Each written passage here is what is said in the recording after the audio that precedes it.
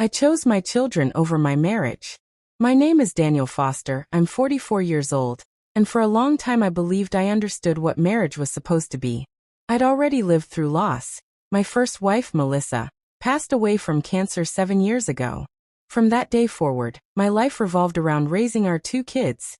Evan, now 15, and Lily, 13. They became the anchor that kept me steady through grief. Then Claire entered the picture. She was a widow herself, raising 3 children of her own, Mason, 10, Emma, 7, and her oldest, Harper, 16, from a previous relationship. Harper lived primarily with her father in another state, only visiting on occasion. To be honest, that arrangement worked. The younger kids blended well together, and Harper's rare appearances were tolerable. At first, our household felt like the perfect picture of a blended family. We had our rituals, pizza nights on Fridays, Minecraft battles that stretched for hours, and movie marathons where the kids would eventually doze off on the couch in a pile of blankets. It looked like everything I had ever hoped for. But beneath the surface, cracks began to form. It started subtly. A missing $20 bill from my glove box. Half a bag of Lily's favorite chocolates gone without explanation. Claire would brush it off. Probably misplaced, she'd say. But then relatives began to notice things too. Perfume vanished after Harper visited. A bracelet disappeared from Claire's aunt's dresser. And Harper's attitude? It was constant defiance. Ask her to rinse a plate, and she'd roll her eyes, sigh dramatically, and act as if I'd sentenced her to hard labor. She belittled my son's love for science, mocked Lily's drawings, and ignored every single house rule. I tried giving her chances. Offered her paid tasks like washing the car or organizing the garage, so she could earn her own spending money. She'd do it once and then run to Claire, accusing me of exploiting her. When she wasn't around, life was calm. The kids laughed, they relaxed, they left their belongings out without fear. But when she came to visit, Evan locked his bedroom door, Lily hid her art supplies in my dresser, and even little Emma once whispered to me that she kept her diary tucked away because Harper loved snooping. A year into the marriage, Harper's father took a new job out of state, and the court allowed Harper to move with him. Visits became required, but they followed the same script every single time. She arrived, the atmosphere turned heavy, things went missing, and she left, taking the tension with her. I brought it up to Claire more than once. I told her we had a serious problem. Claire insisted it was just teenage behavior, and that Harper only needed patience. But her relatives had told me otherwise. Harper had been like this since she was a child, and no one had managed to fix her. Then came the breaking point. One summer afternoon, Claire dropped a bombshell. I had just finished mowing the lawn when she walked into the kitchen, smiling like she'd won the lottery. Harper wants to live with us full-time, she said. Her dad was going to be traveling often, and Harper didn't want to be alone. Claire had already said yes, already started making plans about bedrooms and arrangements. Without asking me, I stood there replaying years of Harper's behavior in my mind.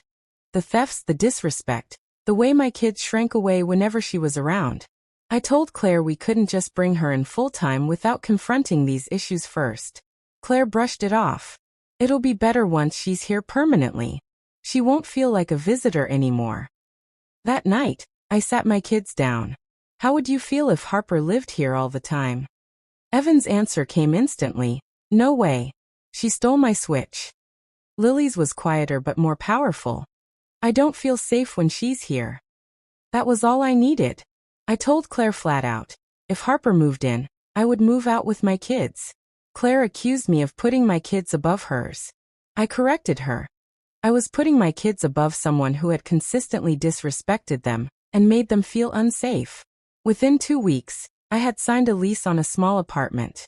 I didn't tell Claire until the keys were in my hand. When I did, she called me selfish, accused me of abandoning Mason and Emma. I told her I would still be part of their lives, but I would not sacrifice my own children's peace for a teenager who refused to change.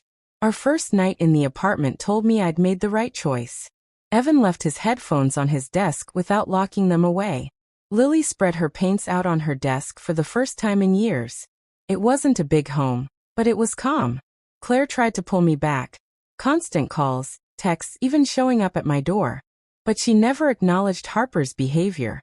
To her, it was always about keeping the family together and loving all the kids equally. Her relatives got involved too. One sister told me, "You can't destroy a marriage over a teenager's attitude." I told her plainly, this wasn't attitude. It was theft. It was cruelty. It was years of my kids being made to feel like strangers in their own home. My family backed me completely. My father even said, "If you'd stayed, we'd have had to sit you down and ask why you let your children live like that." Now Harper lives with Claire full-time. I've since heard from others that Mason and Emma are losing their belongings now too. Toys, clothes, little things that vanish. Not my problem anymore. I still see them, still take them to their games and outings, but always away from Harper. My kids? They're flourishing. Evan brings friends over regularly. Lily paints without fear. The air in our home is lighter. The marriage ended. And I don't regret it for a second. If anything, I regret not leaving sooner. Because the truth is this. A parent's duty isn't to cling to a marriage. It's to protect their children. And I did exactly that. But Claire wasn't finished. About 3 weeks after the move, I came home from work to a text from her. "Mason asked why you don't love them anymore. We need to talk." Against my better judgment, I called her, hoping she was finally ready to face reality. Instead, she immediately turned defensive. "Daniel, this isn't working. You're punishing all of us because you don't like Harper." I took a steady breath. "Claire, I don't dislike Harper. I dislike her behavior. I've said this for years. Nothing has changed." She tried guilt-tripping me again. "You're leaving them, just like their fathers did." "No," I told her firmly. "I'm protecting my kids. That's something their fathers didn't do." That ended the call. The next week she showed up at my apartment unannounced. Lily was baking cookies in the kitchen. Evan was on the couch with his laptop, when Claire walked in like she still belonged there. She went straight to the kids, smiling brightly. "Guess what? Harper's getting better. She's even thinking about apologizing." Neither of my kids looked up from what they were doing. I guided Claire outside before it could escalate. "Don't ambush them like that," I told her. "Don't feed them a fantasy where Harper suddenly transforms. They came to their own conclusions after living through it." Her eyes narrowed. "You just want them to hate her." "No," I said. "They don't need my help with that. They remember exactly how she treated them." She left without another word. A couple of months into our separation, whispers started spreading. Neighbors gave me sympathetic smiles, telling me maybe I'd been too harsh. One even said, "I miss seeing all the kids riding bikes together." I nearly laughed. My kids hadn't ridden bikes with Harper in years. She'd mocked them until they stopped. Even a buddy from my softball team told me, "Dan, kids grow out of this stuff." I told him straight. This isn't about waiting it out. This is about years of my children feeling unsafe. That's not something I gamble with. He never mentioned it again. Then one night, Mason called me from Claire's phone. His voice was quiet. "Can me and Emma come over this weekend? Just us." When they arrived, Mason told me Harper had been taking their things again. Chargers, gift cards, Emma's sweater. When they told their mom, she accused them of trying to turn me against Harper. The guilt of leaving them behind weighed on me, but I also knew I couldn't fix what Claire refused to see. By the time the divorce was finalized, my hope that she'd ever acknowledge reality was gone. Claire still insisted the problem was me, that I didn't love all the kids equally. Harper never took responsibility for anything. But my kids? They were free. Evan had friends over constantly. Lily filled sketchbook after sketchbook, her paints always spread across her desk. One evening, the three of us sat around the small dining table, eating spaghetti, when Evan said, "I don't miss the big house at all." Lily smiled and agreed. "This feels like home." And in that simple moment I realized I hadn't lost a family. I had saved one.